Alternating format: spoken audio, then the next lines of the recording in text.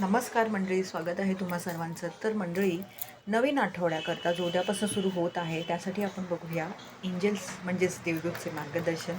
बघूया काय सांगत आहेत देवदूत आपल्याला.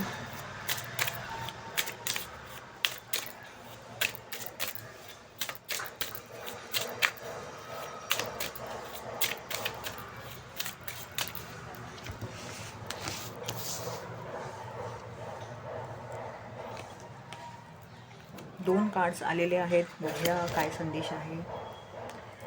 तर मंडळी, तुम्ही आयुष्यात जे काही करत आहात किंवा हे तुमच्या आयुष्याच्या एका कुठल्या तरी क्षेत्राला घेऊनही असू शकतं. तुम्ही जर एकच मार्ग वापरत असाल तर तुम्हाला हे सांगण्यात येत आहे, थोडं वेगळ्या पद्धतीने तीच गोष्ट करायचा प्रयत्न करा. कदाचित तुम्हाला त्याच्यात यश मिळायला सुरुवात होईल किंवा अजून काहीतरी त्याच्यातनं काही गोष्टी उलगडण्यास सुरुवात होतील. तर पहिला संदेश हाच येत आहे देवदूतकडनं. दुसरा संदेश आहे,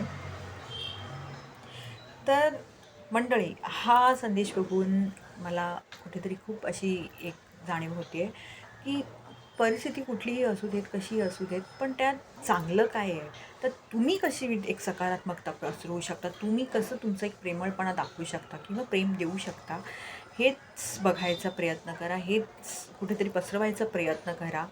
हेच सांगेन मंडळी, की काही गोष्टी अशा असतात ना, की उगाचच्या उगाच आपण राग धरतो, उगाचच्या उगाच आपण खूप ना दुःख धरतो किंवा हेट्रेड म्हणतात ना, पसरवतो, गरज नसते.